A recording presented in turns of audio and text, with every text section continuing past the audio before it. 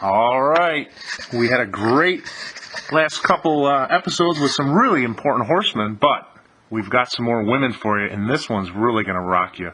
Jazmin Arnold. Jazz, you there? I'm here. How are you? I'm doing all right.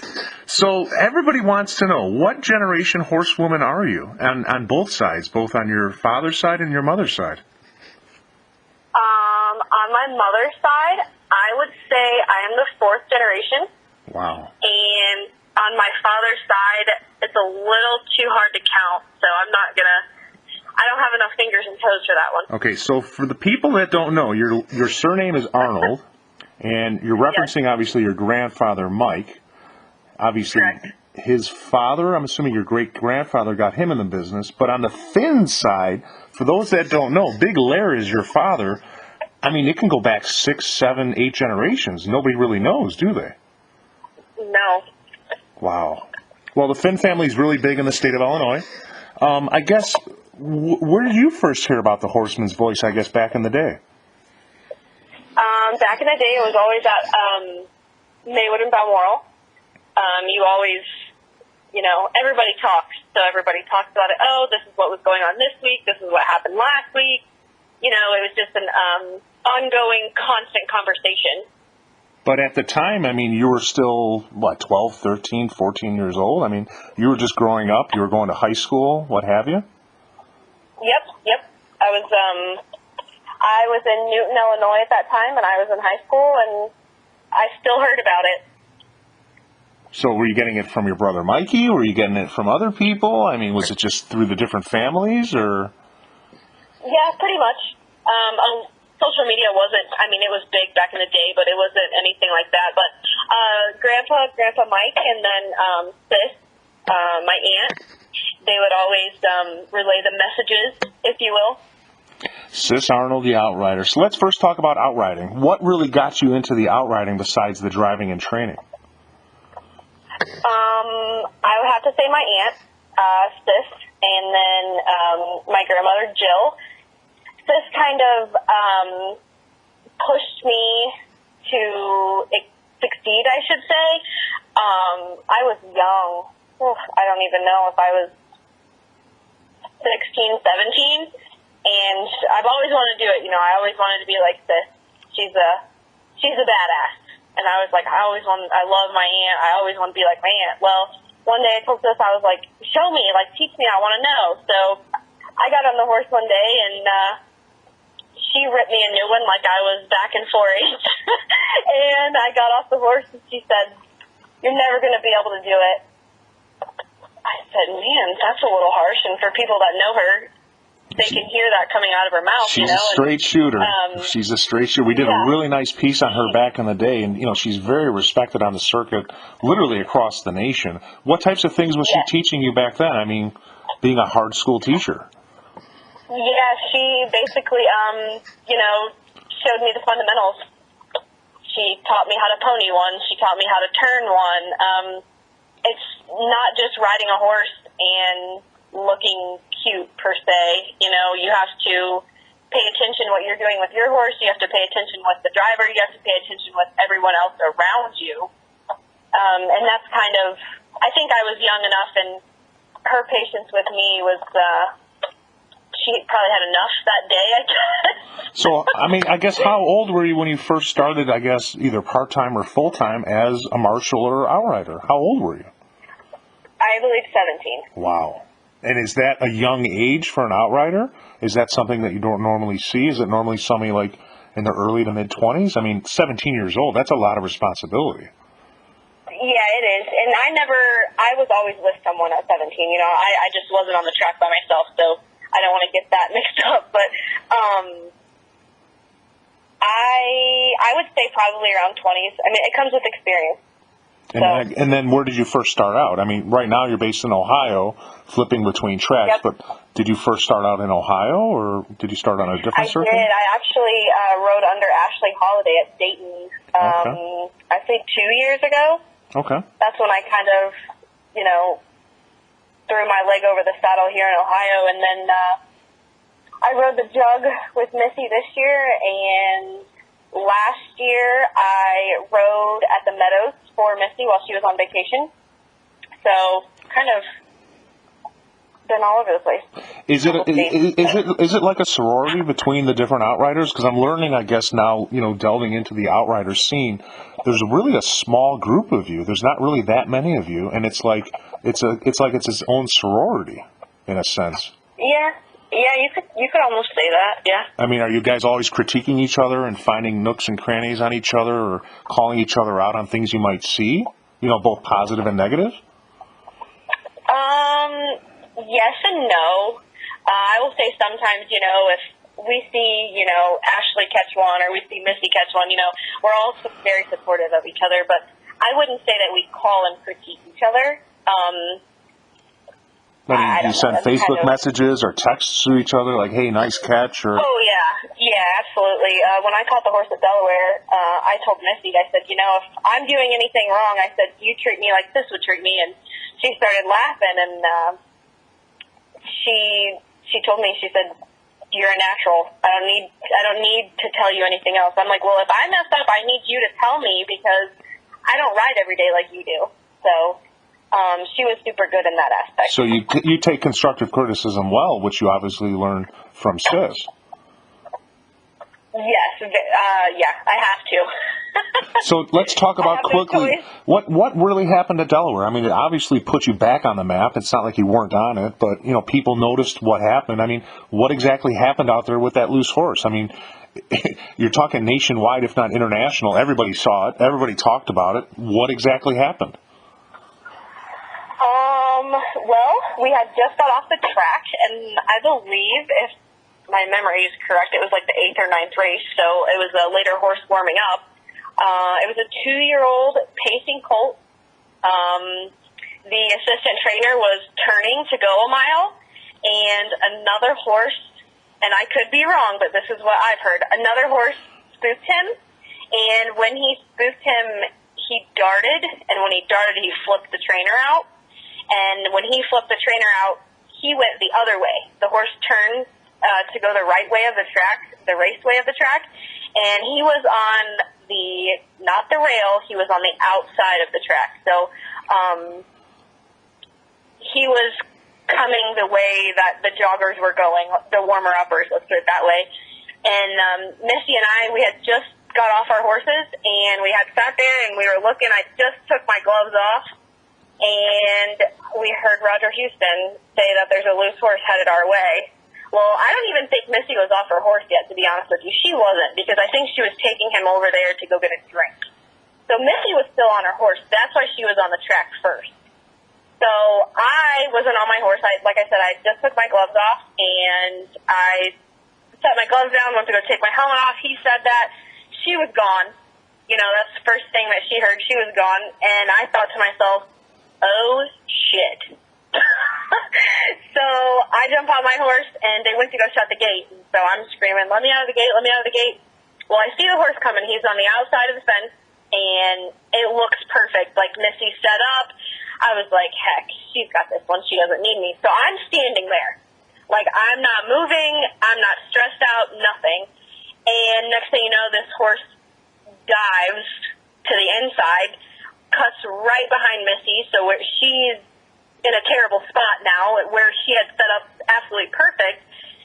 So she got on the right side of the horse, and she pushed him to the infield, which is the best thing to do, because I was in the position where I needed to get to him, and she pushed the horse into the infield to stay away from everyone else. There was tractors, there was water trucks, there was people training, there was people warming up, there was people everywhere. Nothing stopped. Was it like in slow motion? Because I remember when I interviewed her, she talked about these things, and it seems like she just does it in her sleep. It's like she does it in her sleep, like she's just like a natural gift. She is. She's awesome, and let me tell you something. She's awesome to work with. When she cut that horse off and she pushed him in the infield, she said my name one time, and you knew. I cut in front of the horse. You knew. Yep, I cut in front of the horse, and I was right next to him. I was doing everything I could, and I looked down at the horse to make sure, he obviously still had his lines on, yada, yada, yada, and I looked up and I saw a light pole, and I looked back down, and I grabbed and I snatched as hard as I could, because, you know, there's the big light poles of Delaware, but there's also small light poles in between those. So he still had the dog cart attached to him, so that's way worse than a race bike. Wow. But once I had a hold of him, you know, there's some dips and dives, and the little horse I was riding, bless his heart, he's got a heart of gold. But I mean, it was just split second, and it was just all natural. I mean, it's just something that you just do every day. But, you know, when people are watching it on simulcast and they're live, they're just probably like in awe. Yeah, and that, honestly, that didn't even, thinking of all those people watching, at that moment, I didn't care what was going on. I just knew that we had to catch that horse, and we had to catch that horse right now before something bad happened. Like I said, in a couple of the pictures, there's a water truck going by, and you can see it in the picture. Like, what if that horse would have got loose and got tangled up? Thank God he didn't. But, you know, that's what goes through my head, is like, all of this is still going on. Well, here's a great question. What happened when everything was all said and done? You bring the horse in, the trainer's embarrassed, or the second trainer or the groom comes up. I mean, what type of conversation does an outrider marshaler have when you're handing that horse back to the person that's caused this huge melee? I mean, no, it's embarrassing to them, but what do you say to these people? Like, oh, here's your horse. Have a nice day. Nope, I just... actually, the groom wasn't there, and the trainer wasn't there. Savannah, which was our parade marshal, she was actually there, and, you know, there's a bunch of people on the fence. They're clapping, they're hollering. Well, this horse is bullheaded, and my horse I'm riding is bullheaded, and I'm thinking, somebody come get this thing. Please. And Savannah, you know, she's a high school student, and she's a great girl, and she's very petite, but, you know, she stood right in front of the horse, and she said, Jazz, are you okay? I said, yeah, do you have him? She said, I got him. I said, do you have a hold of him? And she said, yes. Like, I didn't want him to get loose again, so once I handed him off, you know, I stood there, and I couldn't breathe when I got back to our stall, and Misty said, what's wrong with you? You can't breathe? I said, no. She said, you were holding your breath the whole time. She said, you weren't breathing. I was like, Missy. She's like, I'm serious. So that was the play-by-play. Wow. So let's delve into the driving and the training. Obviously, you're multi-generational on both sides. When you wake up in the morning, I mean, it's like brushing your teeth, obviously. You're working now with Adam Short. You have a small stable, what have you. What are the types of things you're doing, I guess, every day in the barn besides, you know, doing your outriding? I mean, you have the responsibilities of getting up early in the morning and feeding and mucking stalls, what have you. I mean, what's a typical day for you? A typical day for me is waking up, and then during the day, I consider myself a groom. I do have one horse that I do train, and he is solely mine. So I do jog him and train him during the week, and he's mine, you know. So if I have issues, you know, I'll go to my dad and be like, Dad, listen, like, I have a major problem. I need help. Like, he's locked on a line or something, whatever, you know. Dad's always there to help. But we have 7 horses right now. Okay. So I'll clean stalls, and then I'll get horses ready and bathe horses and turn them out, wrap legs, you know. I am a groom for the most part during the day. And then when my work for Adam's done, I'll take care of my guy. So I take care of him, you know. He jogs every day, and we train, and we do stuff like that. So, yep, I am a trainer still. I have one, but during the week, you know, I do work for Adam, so I am considered a groom. And I take pride in that. A lot of people are like, oh, she considers herself a groom. I don't. I take pride in my horses.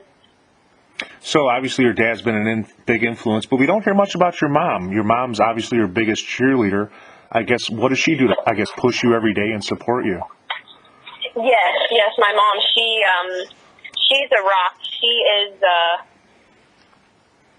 the one who makes sure everything goes around. My mom lives in Illinois still, and I'm still here in Ohio, so I talk to her probably about 3 or 4 times a day, and, you know, she knows what's going on, like she's here.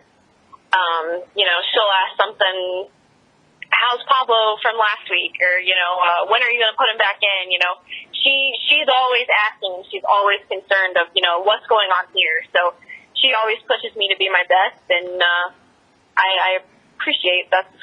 And she's my mom. She's supposed to do that, but I feel like she takes it to another level. So now let's talk about your grandfather. Everybody knows Mike Arnold. They say he can do anything with a horse. What type of an influence is your grandpa? Oh, my he's grandpa. I mean, they say he's one of the best, and I've seen it. Yeah. He could turn a horse around. Yeah. He could look at a horse. He could rig a horse. He could figure a horse out. He could do anything with a horse. But, I mean, what types of things is he trying to instill in you? He's getting up there in age like the rest of us, but what types of things does he try to instill with you as far as horsemanship is concerned? Well, I'll give you a perfect example. This summer, he was here, and I had the one horse, and I feel like, everybody, they feel like they know everything, right? And so I'm like, I know how to do this. And I had a meltdown one day, and I said, Grandpa, I can't do it anymore. And he looked at me and he said, don't think you're going to quit, because that's not the answer. I said, okay. And I asked him, I said, will you train this horse for me? I need your opinion.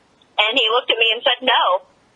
And my heart almost shattered because, I look up to him, and Dad wasn't there that day, and I needed someone to sit behind this horse besides me. I needed a second opinion, and he told me no, and that kind of broke my heart. So I went out there, and I went my mile, and he came back in, and he said, looks good. He said, I told you you could do it. So that kind of made me feel better, but he pushes me just like Sis. Sis is the same way,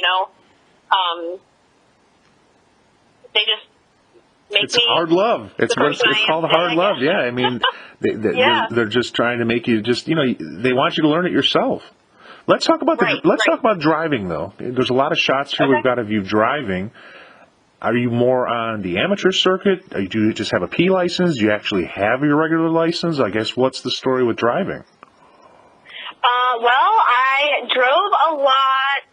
What was it? Not last year, the year before. I drove a lot last year, 2 years ago, in the amateur circuit. So I was in the Billings trot with Steve Wolford. He ran those. And then I did the ladies' paces. So those were kind of amateurs as well. But I do have a provisional license, so I don't have, the big-time license. But I can still drive at the pari-mutuel track, which I drive here and there. I haven't in a while, but, I'll drive some of Dad's. And I drove Mikey, which is my grandpa's son, Michael Arnold. I know it's going to get kind of confusing, but he put me up on a couple at Scioto last year. And Adam, I drove one for him. So I kind of pick and choose my spots. Got it. We have a couple shots here of this little dog. I guess you consider this to be your child. You want to talk about your dog a little bit? Yeah, that's Bandit. He's a red heeler. That is mine and Adam's child. He is. Everybody says, "Oh, when head you of guys security have kids?" or never. We have one. We have one. He's your head of security, I guess. He doesn't even look like a heeler. Now I see that he looks like a heeler. Yeah, for sure with the color. Yep, he's head of security, that's for sure. And anybody else you want to give a shout out to in the industry that's helped you out over the years? Obviously, family on both sides, multi-generational, at least fourth on both sides, maybe sixth, seventh, or eighth on your dad's side. I mean, Adam. Anybody else you want to give a shout out to that's helped you out over the years?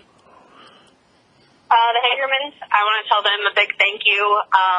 They're in a bunch of those pictures and they're in a bunch of the articles and stuff, but they really helped me to get where I am today, and I appreciate them very much. All right. Well, we've got 2 more women this week, and we've got a lot more to discuss. We wish you the best of luck, and we see your name out there, and we hope to see more of it. Hopefully not with loose horses, but more in the winner's circle. But we really appreciate your time today, Jazz.